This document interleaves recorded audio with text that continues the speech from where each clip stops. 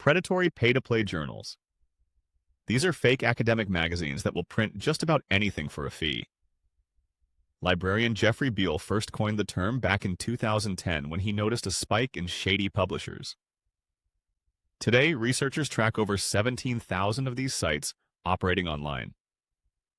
Here is how the scam actually works.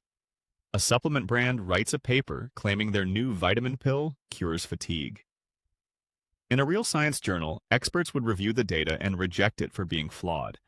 Instead, the brand hands a few $100s to a predatory publisher. The journal skips the peer review process entirely and just uploads the paper directly to their website. Now the supplement company can slap "clinically proven" and "published in a scientific journal" all over their ads. When you search the product, you see a real-looking academic paper backing up their claims. This still matters today because people spend billions on useless or dangerous pills, fully believing the science is settled when they are really just looking at paid marketing. Academic ghostwriting. This is when a corporation secretly writes a research paper and pays a respected academic to claim they wrote it. Here's how it usually works. A company wants to sell a new drug. Their internal marketing teams write a study that makes the product look safe and effective, but they know nobody will trust a paper written by the marketing department. So they reach out to a famous university scientist. They offer that scientist a consulting fee to put their name at the top of the paper as the lead author.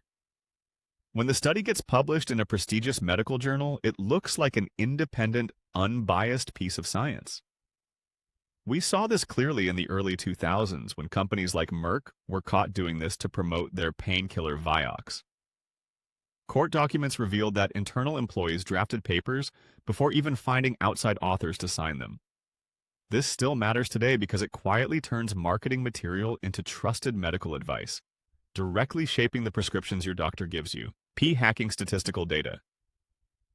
P-hacking is when researchers dig through study results until they find a random, meaningless connection and pretend it was their main discovery. In the supplement industry, companies will run a small study testing dozens of random things at once, like heart rate, sleep quality, and mood. By pure mathematical chance, at least one of those variables will show a slight change.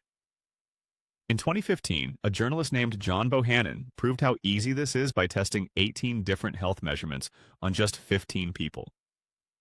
Just by random luck, the data showed that eating dark chocolate helped them lose weight faster. A dishonest company takes that one accidental, false positive and ignores all the measurements that did nothing. They then print a bold claim like "clinically proven to promote weight loss" right on the bottle you see in the store. This trick still matters today because it allows companies to legally claim their pills are backed by science, even when the science is nothing but a mathematical illusion. Burying negative results. This is a classic trick called publication bias, or the file drawer problem, a concept identified by scientists in 1979. Here's how a supplement company plays the game. They want to prove their new pill makes you lose weight. So they fund 5 different studies at once. 4 of those trials come back showing the pill does absolutely nothing.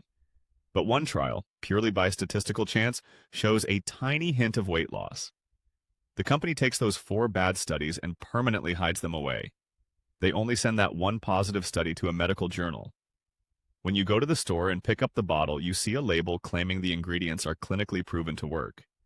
You look it up online and find a published paper backing it up, completely unaware of the hidden failures. This still matters today because the loosely regulated supplement industry allows companies to legally bury useless data to keep your money flowing. Petri dish misdirection.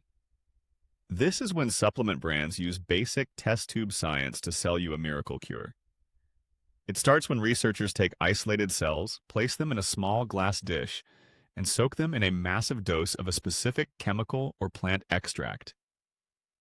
In that tiny, controlled environment, the cells might react perfectly. The compound might destroy a virus or stop bad cells from growing. The brand then takes these lab results and slaps them onto their marketing. They tell you that swallowing their supplement will do the exact same thing inside you. But your body is not a flat glass dish. You have a stomach full of acid, a complex liver, and a digestive tract that breaks down almost everything. The tiny dose in their pill never actually reaches your cells intact.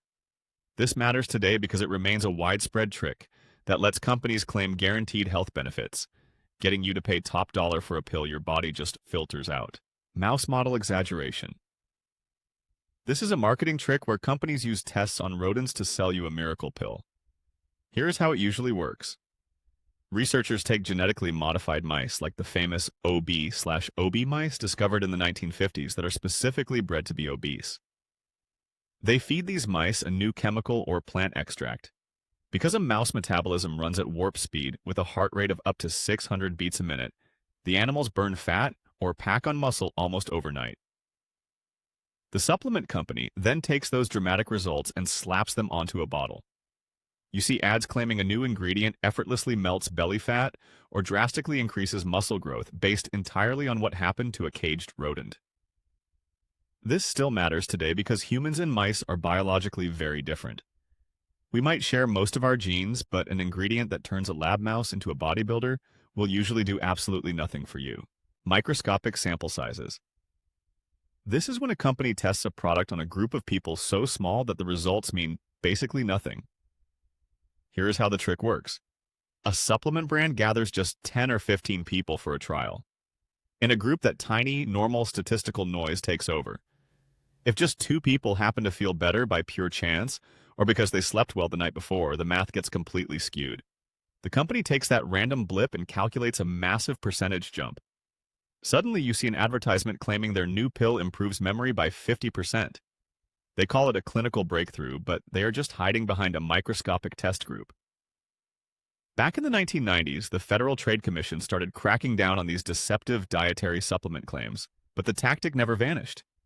It still matters today because it remains an incredibly easy way for brands to legally publish misleading numbers, tricking you into buying expensive pills that have no real science behind them. Irrelevant biomarker tracking. This is when medical studies measure a substitute number, like a specific blood level, instead of checking if a patient actually gets better. Decades ago, researchers realized that waiting years to see if a drug cured a disease took too much time and money. So, they started tracking surrogate endpoints.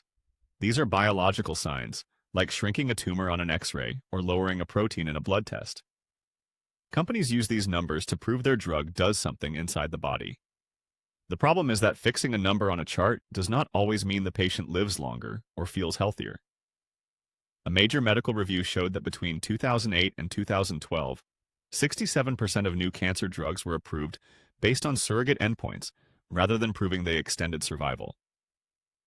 Patients end up taking expensive treatments that look great on paper but do not change their symptoms. This matters because it allows companies to sell drugs based on technicalities without actually curing the condition. Fairy dusting doses. Fairy dusting is a sneaky marketing trick where companies put a tiny, useless amount of an active ingredient into a product just so they can brag about it on the label. Here's how it usually works. A brand finds a legitimate scientific study showing that an ingredient like hyaluronic acid, vitamin C, or a rare plant extract does something amazing. The catch is that the study used a high effective dose to get those results. The brand then takes that same ingredient and drops a microscopic fraction of a percent into their formula. When you walk down the skincare or supplement aisle, you see bold packaging promising clinical results based on real science. You buy the product, expecting your skin to glow or your energy to spike, but absolutely nothing happens because the dose is too low to work.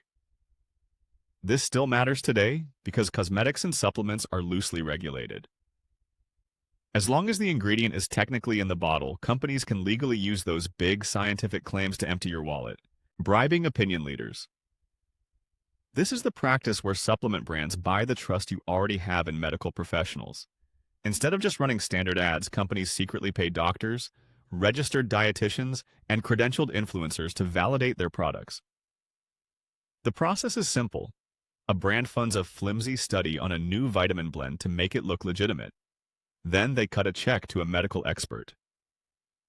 In 2023, investigations revealed that the health and food industries paid dietitians thousands of dollars to push their talking points online.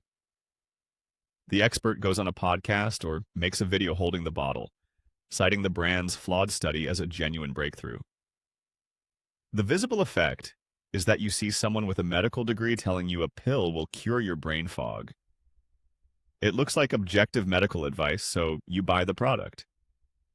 This still matters today because it turns trusted health authorities into covert salespeople, making it almost impossible to separate real science from a paid marketing script.